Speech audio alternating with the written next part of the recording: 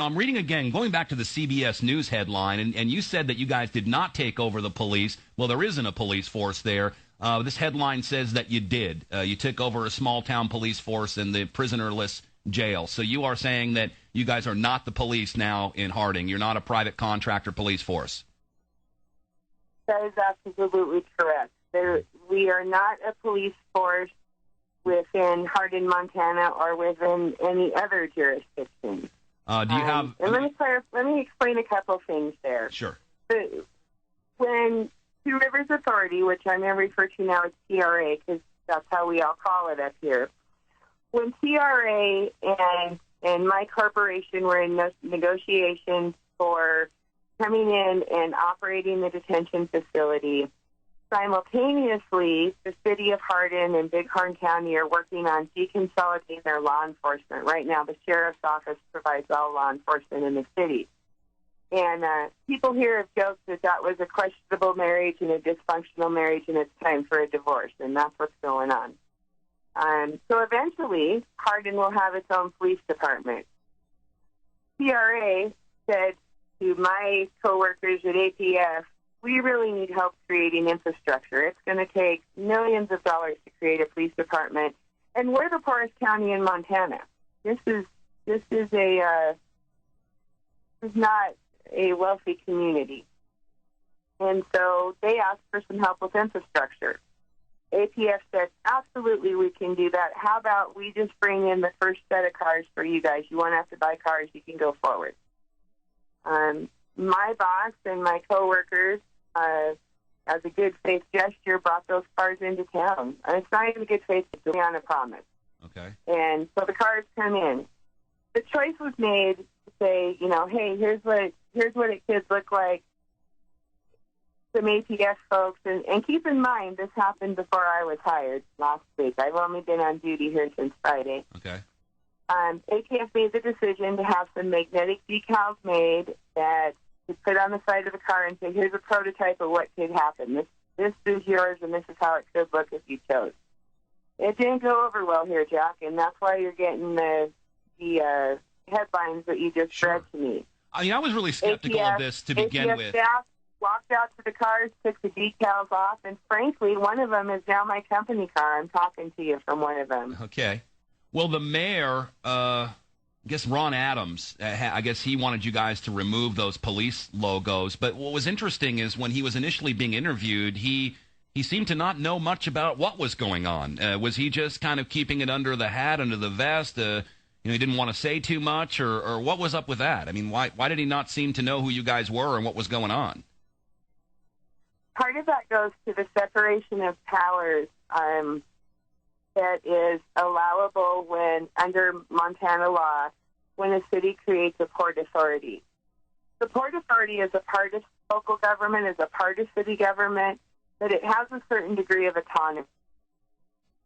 And under that, still all tied to local laws, still a public entity,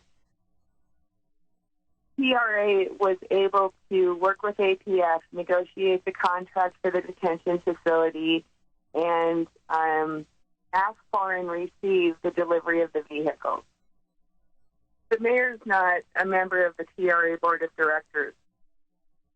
So if there's if he was out of the loop. Up on it, I'm assuming that it goes to that. And I have to be very careful to make sure people understand. It's my onus to make sure people understand. I speak for ATF. As a reporter, I covered TRA and Hardin like a blanket for more than 4 years. You were with the Billings Gazette, I heard. And I was. Now you are the official spokesperson at $60,000 a year for the American Police Force Corporation. I got to go back again to this CBS thing. Are you guys trying to get them to retract what they've printed here that is out for all the world as allegedly a piece of reporting where they say you've taken over the police force? I mean, are you guys attempting to get that retracted or some kind of a correction there? I mean, obviously this is going to mislead people. Obviously.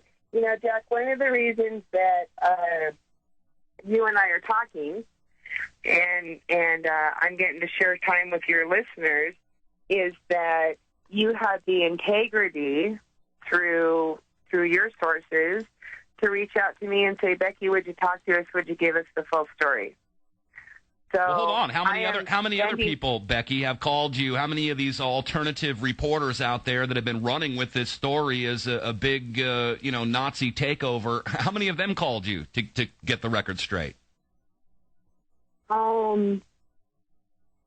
Anyone? There's one that after they published the information, and I said, it would be nice if they would have had the integrity to check with me. They started calling. Yeah. But you know why? Here's the thing. You know why that is a lot of people. I think you know why that is a lot of people don't return the calls. We have a hard time in the alternative media getting people like yourself to even agree to sit in the chair and do the interviews. So some people just assume. But I think it's really professional of anyone out there in any news service at all to at least try to reach out. And I thank Jeremy, who helped us do that with you. So what else do we need to know here? It's interesting. I mean, I'd like to know, it doesn't say on your website who your CEO is, where your funding comes from. How can we do research on you guys and find out kind of what the corporate structure is? That'd be my first question. And the second is using the term police force. I didn't know you could even do that as a corporation. If you could answer those two, please. Okay. Well, I'm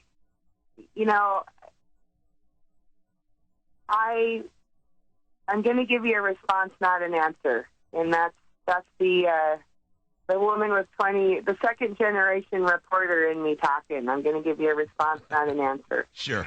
My response is that to find out about our corporation, there's a public document process, and that's available to anyone and everyone.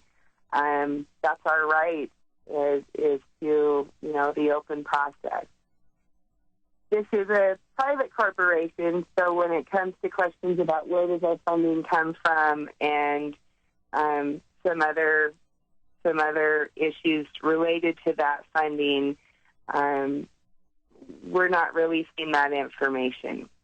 What I can tell you about our money, about our funding, is it comes from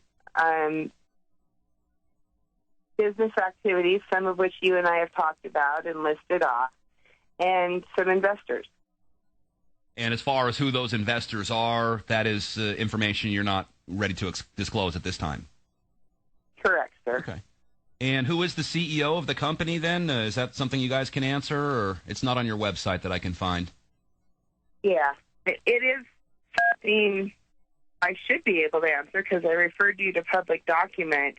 But I'm asking people to go to public document right now. And Jack, I just want to make it clear. I started this job. I know who my boss is. I know who signs my paycheck. I know where my money comes from. But I started this job on Friday, and here you and I are today. You're giving me a national, international voice that, I just want to make sure I say the right things. And so you want to make it till next Friday. That's one of those things I need to make clear that what I'm supposed to say and how I say it. And, I hope you and I talk again. I hope that we have more conversations in the future. Well, I definitely want to do that because we kind of caught you here at the spur of the moment, so I'm just asking a lot of the obvious questions. I would have some follow-up questions. Again, help me understand how it is even possible to use the name American Police Group or Police Force. It doesn't seem, I don't know. It's not only confusing, but it doesn't seem legal even. Well, my first response to that is it's legal because we incorporated under that name. So that's been vetted by state government, and the name is fine.